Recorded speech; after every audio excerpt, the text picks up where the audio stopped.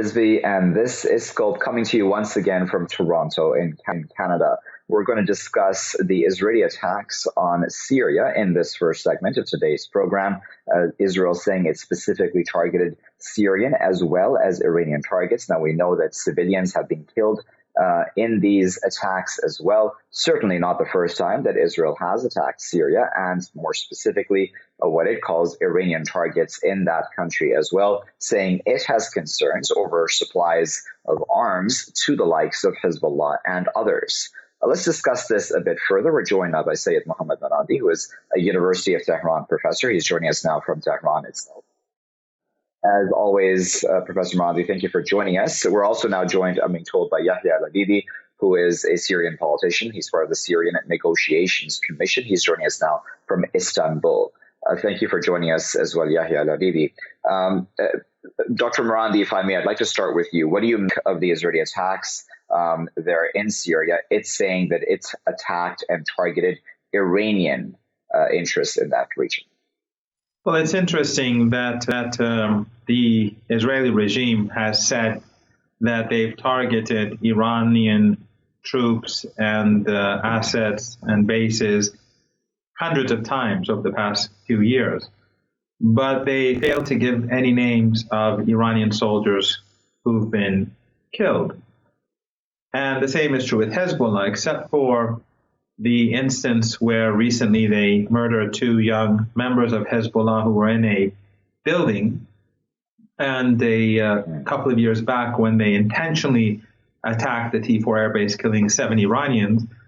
There have been no deaths among Hezbollah or Iran for the last few years in Syria at the hands of the Israeli regime. So the regime is using Hezbollah and Iran as a justification to strike Syrian targets, to violate international law, to kill ordinary Syrians in order to keep the Syrian state weak. Because after all, the Syrians have made major gains over the past few years. They've regained most of the territory in the country.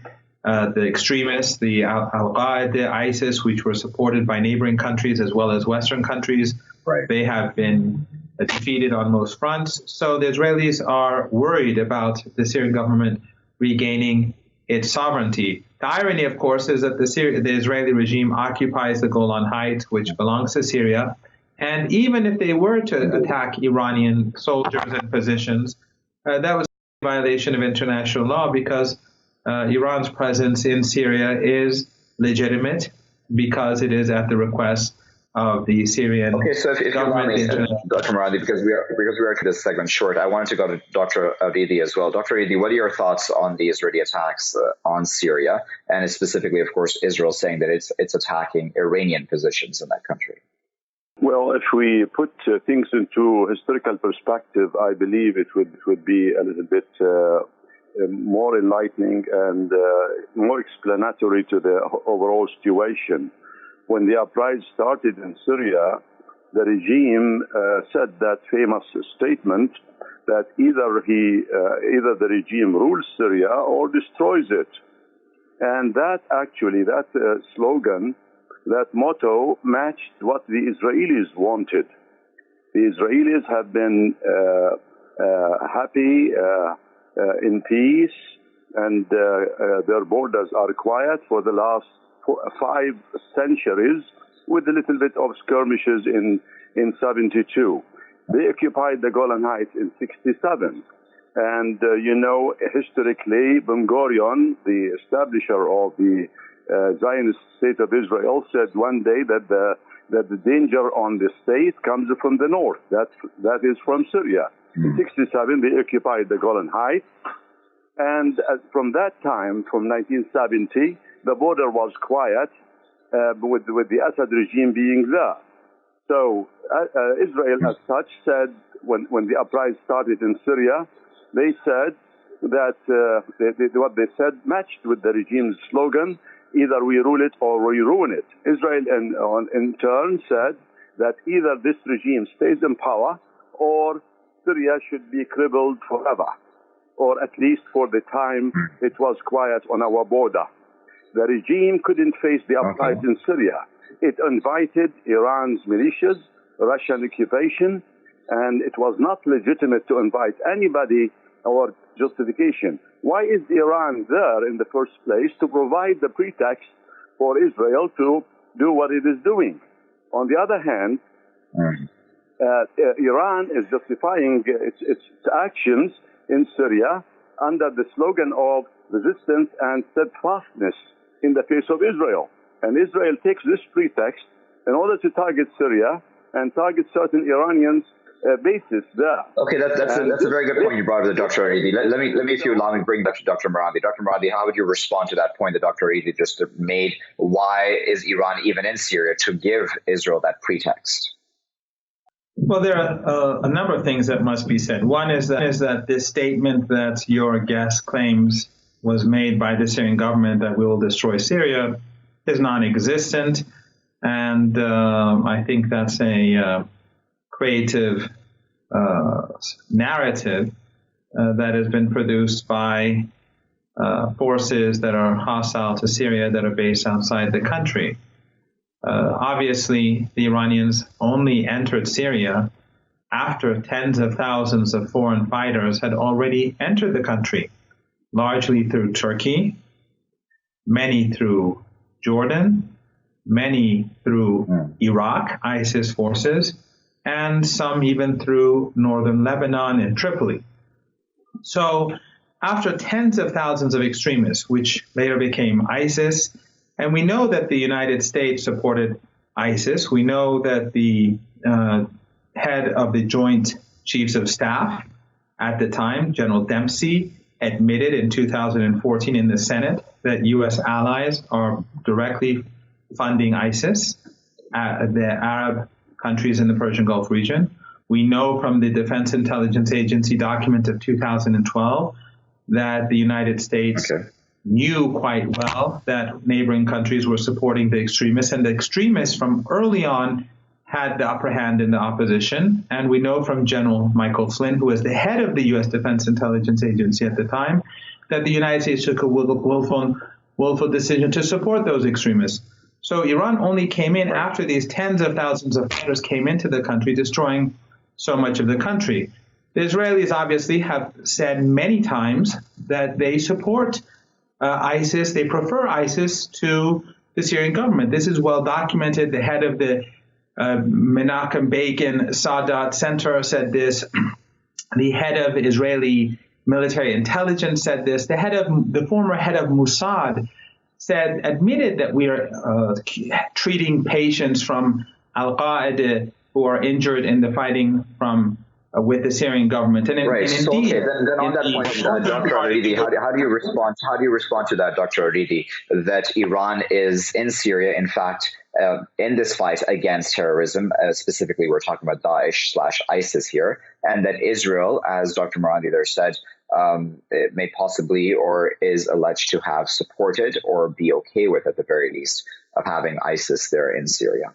First of all, I don't blame your guest for calling Syrian nationals traitors, because they consider everybody to be asking for reform against corruption in Iran. They call them traitors, and the uprising in Iran is quite clear now, and they are, for them, are all traitors. Don't blame them for this horrible logic. Another thing, he didn't justify why Iran is there. This justification for Al-Qaeda being there or ISIS, Al-Qaeda has very strong connections with Iran. That's another thing. And third thing, as I said to you, the match between the slogan by the regime that either I rule it or destroy it, which matched really what the Zionist entity wanted or said, is quite clear. Either this regime continues in power, or Syria should be crippled for a long time. Another thing, But Dr. Aridi, before we go to Dr. Marandi, because I see Dr. Marandi wants to react to this, do you not agree that Iran has played a vital role in the fight against ISIS? I think it's quite clear that I never made any reference to any Syrian national. I said this is a narrative produced outside of Syria, that the Syrian government made such a statement about destroying the country. such a statement is non-existent. It's not directed at any individual or your guest. But I think it's quite clear that the role that the Iranians played in fighting ISIS, as well as Al-Aridi, as Jaish al-Islam, and other such extremist forces are clear. And I repeat that the Iranians and Hezbollah only came in after 2013, where tens of thousands of foreign fighters had already entered the country, and they had already, with the support of the United States and their allies, taken over much of the land and hoisted the black flag. And the same is true with Iraq. The spillover from Syria into Iraq, where the Americans and their allies allowed ISIS to advance on Baghdad, it was only stopped through the support of the Iranians. Of course, the Iraqis fought, the Iranians fought, the Syrian Arab army fought, the Iranians fought. Everyone fought to prevent these black flags from taking over. Aridi wanted to say something, of course, at this time as well in response to that. Dr. Aridi, tell us about how you view the Iranian role in defeating ISIS in Syria specifically. Well, if they have a role, it is to protect ISIS in Syria. You remember in the northern part, in the western part of Syria, when ISIS was defeated, they were transported. The ISIS people were transported in buses, protected by the regime and Iran, to the eastern part of Syria. And this is a sheer lie that ISIS has no connection with them. And even in northern Syria, they have connection with today's Nusra. And when in Astana they said that the Idlib accord of de-escalation would not take place, and this is quite clear and it is documented. And if there is any connection with them, with the United States, we do not consider the United States to be a friend. It is continuously an enemy. And at the same time, Israel occupies our land, and nobody has the right to come to our land, even if they say that they are invited by a legitimate government. It is not legitimate when it kills its people. That is quite clear. And when he says that it is... Okay, I'm going to have to interrupt you, Dr. Aridi. I do apologize. Unfortunately, the clock has gotten the best of us, but we do sincerely have both of your insights. And I know we've just touched the tip of the iceberg on this issue, but we will try to have you both back on to continue this conversation properly in the near future. That was Dr. Aridi speaking to us from Istanbul and Dr. Marandi speaking to us from the Iranian capital, Tehran. Viewers, as you can see in this conversation, this is a complex issue. There are many factors that need to be discussed. It's not as simple as just Israel attacked Syria. There's a lot more factors that go into all of these sorts of things. Israel certainly has been carrying out these sorts of attacks from day one since the Syrian crisis began to begin with. What are its interests? Whose side is it on? What game is it playing? These are all very important questions. And then, of course, as we discussed in this conversation as well, the Iranian role in Syria itself, should that be questioned? What is the Iranian role to begin with? Is it simply to prop up the Assad government, or is it, in fact, as Dr. Marandi said, to defeat ISIS/Daesh? We'll keep a close eye, of course, on that here in Scope. I'll be back, though, with my next segment after this break. Stay tuned.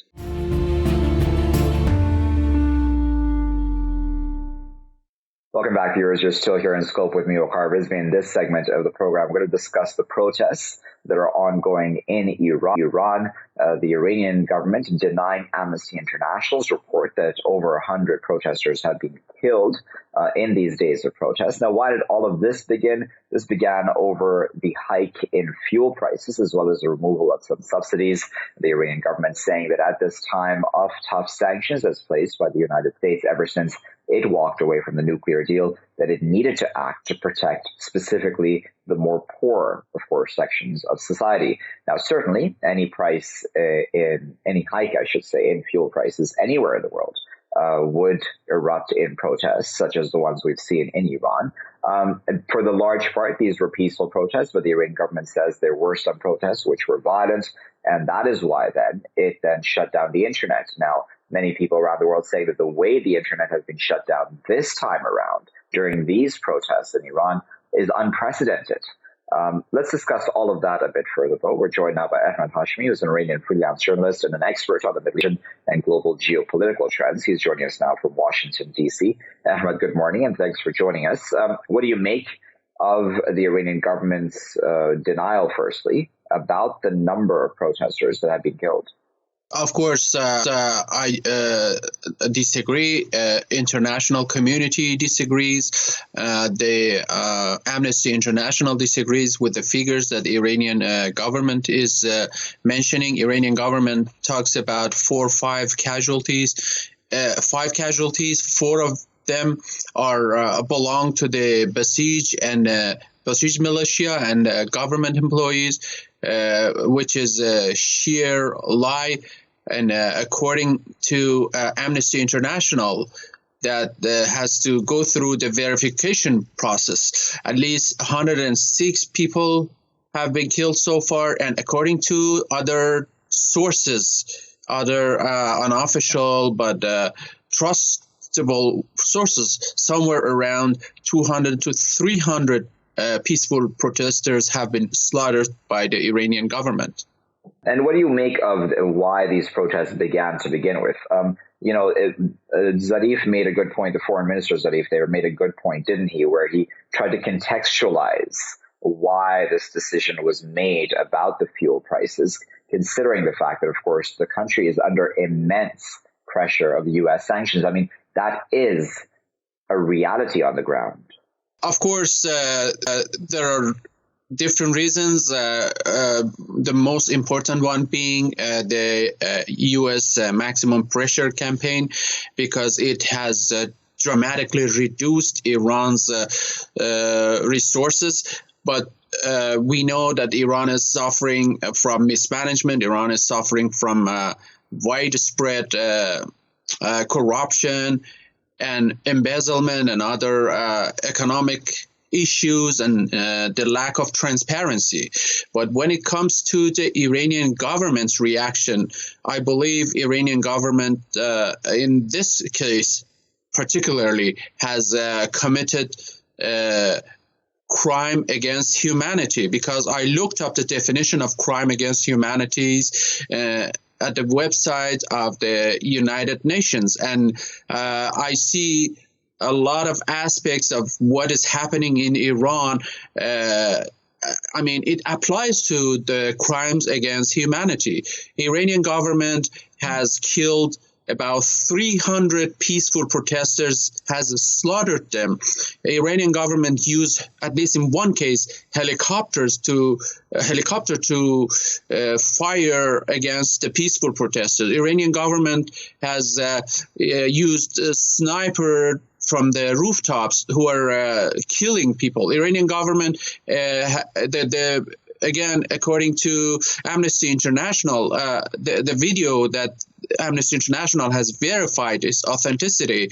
The riot police, they are attacking the cars, and they are the ones that are instigating violence, because Iranian government doesn't want and has never wanted a peaceful protest, has never won a challenge, because Iran is among the few, maybe I don't want to use the only, but among the few Muslim majority countries that after experiencing the Islamism and the Sharia law doesn't want that. Iranian people, the majority of them, they want an openness, they want some form of liberal democracy, and that's why people are in the streets, and they don't want Ahmad, that you agree with the point of view of many people who are saying that the Iranian people are calling for regime change. Because, I mean, I imagine at some level, Ahmad, that obviously the Islamic Republic, that governance system, still has major support within the country, and that is why it's surviving. I mean,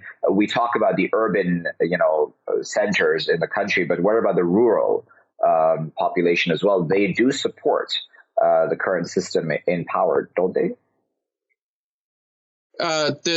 Of course, Iranian government is not an open, democratic, and transparent government, so it never allows the free and fair elections. Only the Islamists and the certain section of society are allowed to be represented, to vote, and to be voted. And Iranian government never allows the international press and media presence at the events like this. So there is no way we can verify what is the level of support for the Iranian government.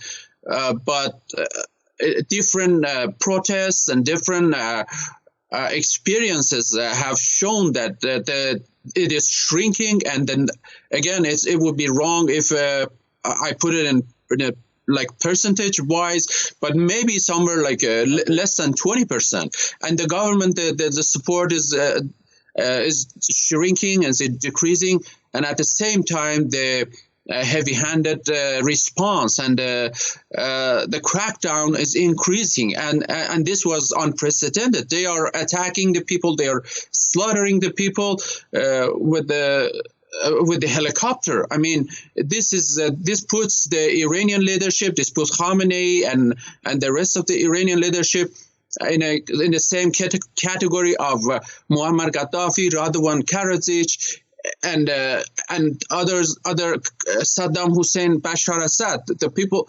the very same dictators who slaughtered their own people only because they were opposing the dictatorship role. So, Ahmad, do you, though, think that there is, of course, a huge role that misinformation also plays when it comes to what happens within Iran? I mean, whether we like it or not, I mean, obviously Iran has many enemies around the world, and they may very well be seeking to take advantage of any situation and any protest within the country. Do you think that that also plays an unhelpful role, possibly, in what is actually happening within the country? Because then, that excuse of always saying that these are agents for foreign governments, et cetera, that excuse then always comes up and is spoken about then. So there are always, in situations like this, there are always countries or players or actors that want to take the advantage of that. But Iranian people have come to realization that their first and foremost and the most important enemy is the dictatorship that they are suffering now. That's why when they, in recent protests, not the very recent one, but over the last years, they keep chanting slogans like "Our enemy is here." And they are lying. Iranian establishment is lying when they say America is our enemy. So people, the protesters, have indicated that the real enemy is the corruption, is the Velayat Faqih dictatorship, is the Iranian establishment. And of course, there are other countries who may try to manipulate, who may try to exert influence, which is normal. All countries are trying to advance their national interests. But what is not normal is the fact that Iran is becoming less and less tolerant of the peaceful protests. Iranian government over the last 41 years of the establishment of the Islamic Republic has not even allowed one case of peaceful gathering. But so the process is you ask the Ministry of Interior to have a peaceful gathering, and they have to. They are obliged to allow that, but they never allowed that, even in one single time over the last 41 years. So Iranian government doesn't want any protest, doesn't want any objection to its repressive policies, to its wrong policies, and wants to justify all the issues with the United States and other countries' interference. I do apologize. But unfortunately, the clock has got to us. We do, of course, sincerely appreciate your time, though, speaking to us this morning from Washington, D.C. That was Ahmad Hashemi, who's an Iranian freelance journalist and expert on the Middle East region and global geopolitical trends. Now, Ahmad, gave us one point of view, of course, on these protests that are taking place in the Islamic Republic of Iran. The protests, and I would disagree with Ahmad slightly on this because I spent some time, of course, in Iran, that protests do actually take place fairly often in Iran at a much smaller scale, on much smaller micro issues as well as macro issues sometimes. And those protests can sometimes be quite large also, depending, of course, on the topic. But yes, when it comes to these protests that are taking place right now and previous protests, which have been very, very large, and about issues that the government is trying to push forward, such as a hike in fuel prices or otherwise, with the likes of the internet being shut down, etc., it does represent certainly a worrying trend for the country as well. Of course, for free expression, for people to have the right, of course, to protest against any hike in fuel prices, which would, of course, be a natural outpouring of anger in any country, especially in a country that is under such immense U.S. sanctions and global sanctions, really, at this time. We'll keep a close eye, of course, on that situation there in Iran. It will, of course, be rapidly changing in the coming days, no doubt. I'll be back with my final segment after this break. Stay tuned.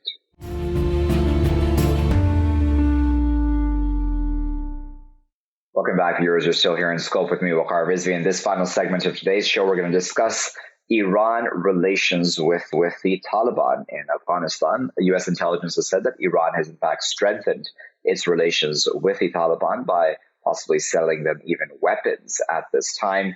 Now, certainly it's odd that the U.S. intelligence would pick on Iran over this topic, considering it's the United States, too, which is negotiating with the Taliban, quote unquote, for a peace settlement in Afghanistan after many, many years of war in that country, trying to defeat that very group. Iran, of course, is a neighboring country of Afghanistan, and one would understand that it would try to have a role in ensuring peace and stability within the region, regardless of who is in power. So why is this a big deal, or is this a big deal to begin with? Let's discuss that a bit further with our guests. We're joined now by Tohid Asadi, who is a researcher at the Department of Political Science at the University of Zurich. He's joining us now from Zurich. We're also joined by Michael Lane, who is the founder of the American Institute for Foreign Policy. He's joining us now from Washington, D.C. Michael and Tohid, thank you both for your time today. Michael, I'd like to start with you, if I may. Is it a big deal, do you think, Michael, that Iran would have relations with the Taliban? I mean, it does sort of just make sense, doesn't it? Yes, it does just sort of make sense. Iran is a state in the region that is quite naturally trying to expand its influence. The Taliban is involved in conversations with the United States as to what the future of Afghanistan, well, it's more a peace thing, but eventually will be about the government of Afghanistan. It's quite likely that the Taliban would be a player in whatever future government Afghanistan has. And so therefore, it does seem normal and natural that Iran would be currying favors with whatever parties or entities within Afghanistan might be players in a future government.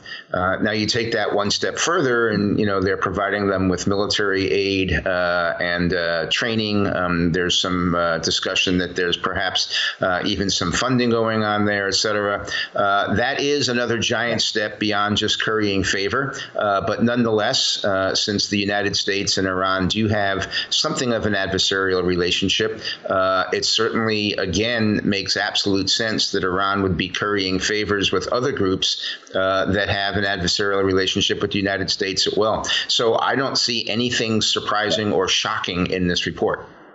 So what are your thoughts on that? Why would Iran want to provide military support to the Taliban? Well, first of all, I can tell you that when it comes to the intelligence reports coming from the United States, I'm not the person to say that whether they are accurate or not. But the thing is that we know that some of these reports are politically oriented, and then that's why we can say that just based upon these reports, we cannot say that these things that mentioned are true. But there is no small spot of hesitation that Iran has been trying to kind of have talks with Taliban, and this is not because of Iran wanting to increase its influence in the region, but because of this very principle in Iranian foreign policy that is convinced that regional problems should be solved in a regional manner without interference of foreign countries. So that's why Iran has started some attempts to have talks and negotiations with Taliban. And then there is one further point, which is when you start talks with a group or a country, it doesn't mean that you are in a full-fledged support of what they're doing. So basically, for a period of time, Iran even had conversation and negotiation with American officials. So that doesn't mean that since we have talks with them, we just, let's say, put a green light on whatever they're doing. What I can tell you is that having peace in the region is definitely for the benefit of Afghanistan and definitely for the benefit of Iran. But what comes and what seems, at least to me, a question mark is that whether the United States is really willing to have peace in the region or not. So just imagine that we're talking about a country that invaded Afghanistan and then was there and then did everything that it could. But the result was tens of thousands of people killed, and then still you see the situation. And that's a very good point, Tohid, because I want to put that point, if you allow me, to Michael. Michael, Tohid there made a legitimate point, did he not? Or I want to, of course, get your thoughts on that, because it can be argued that, sure, the U.S. is now in conversation with the Taliban with an aim towards a peace deal, even though that process is now seemingly stalled for a bit over disagreements. But essentially, it was almost the U.S. who first picked this fight, right? It can be argued at some level when it attacked Afghanistan. And sure, we can, of course, and we need to, of course, contextualize this with the 9/11 attacks, certainly. But the Taliban are still a reality all these years later. Is it better, do you think, Michael, to leave peace negotiations up to regional countries such as Iran instead of having the U.S. still be part of this process, considering it genuinely, seemingly has failed?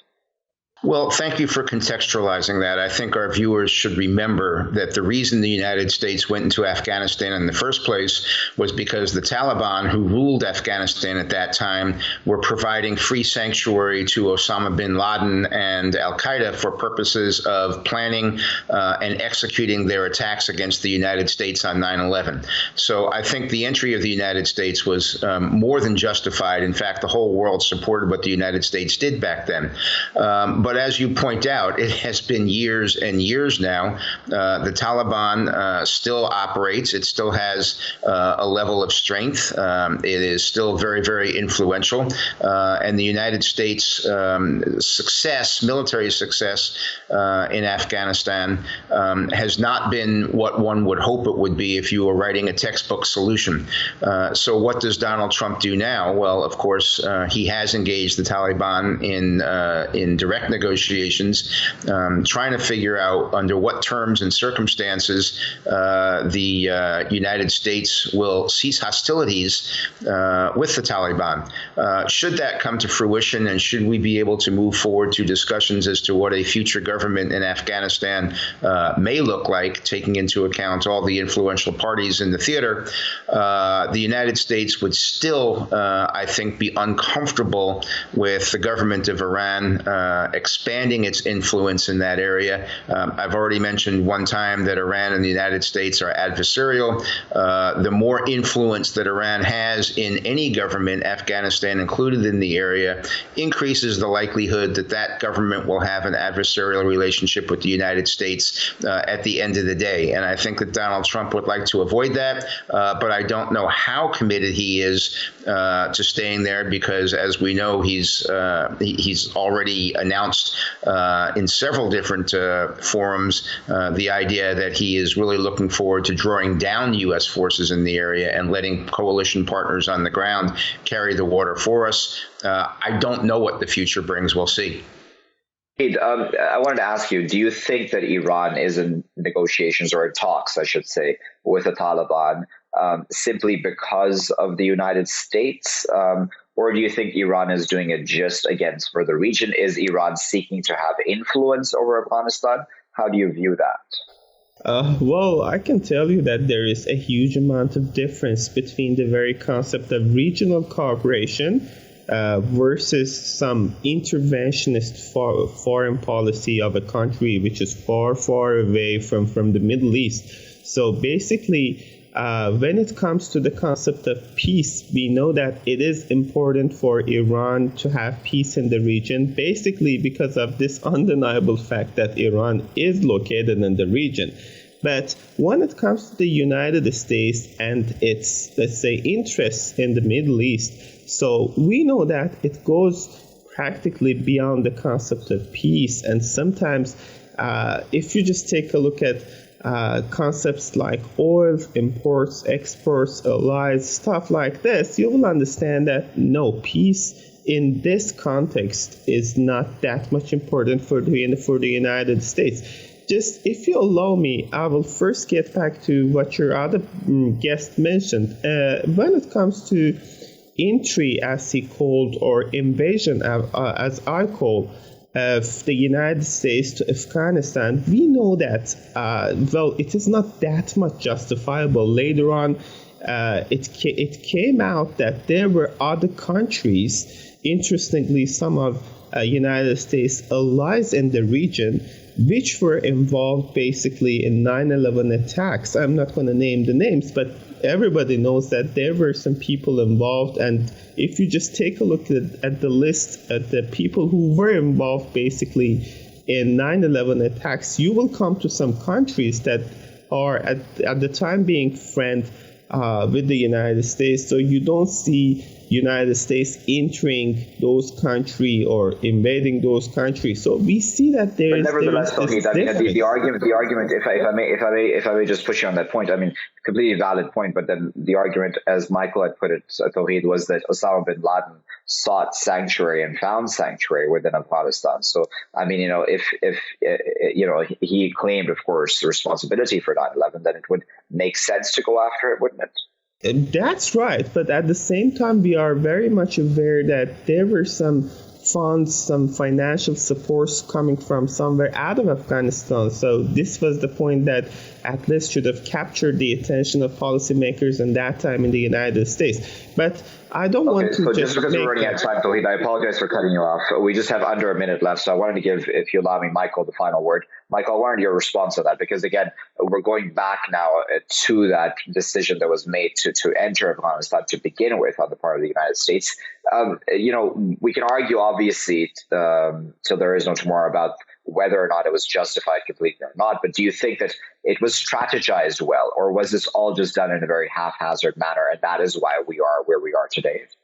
Well, clearly, we didn't look as far forward as perhaps we might have, because years and years later, it's been close to 20 years. I don't know if it's 18, 19, whatever. The United States still has military forces in Afghanistan protecting our interests and protecting the government of Afghanistan, which by this point should have enough trained soldiers and militias to protect itself, and it doesn't. And so there's a problem. But in the beginning, I will stand by my statement that the United States was justified. That was where Osama bin Laden was. We went there to overthrow the Taliban and to get Osama bin Laden. The Taliban gave it up very quickly. Osama bin Laden was a lot later, but I think the initial part of the mission was accomplished very quickly. Winning the peace and securing the country afterwards is an ongoing thing that is really vexing. Very well. We'll leave it there at that. But of course, we appreciate both Michael and Tohid for their time today, and of course, for giving us their insight. We've given you, their viewers, two opposing views on this issue. And of course, there are arguments both for and against both sides as well when it comes to the situation in Afghanistan. But certainly, as I said in my introduction, it's no surprise, is it, that Iran would seek to have a role in what's happening within its neighboring country, i.e. Afghanistan, and peace there. That Iran would be in talks with the Taliban or in communication with the Taliban at some level. As Tohid said, U.S. intelligence reports of the past have been incorrect many times. I mean, the biggest thing we can think of is, of course, WMDs in Iraq. But even if we were to accept that military aid is being provided to the Taliban by Iran, is that also as much of a surprise as we may be led to believe? As Michael there contextualized, at the end of the day, the United States has failed miserably in bringing peace and security to Afghanistan, and the Taliban is stronger than ever since the U.S. invasion took place there in that country. So all of this needs to be brought to the fore and discussed properly when it comes to what the future of Afghanistan may be, what a future Afghan government will look like as well. We'll leave it there for now, though. I've been Waqar Rizvi. Thanks for watching.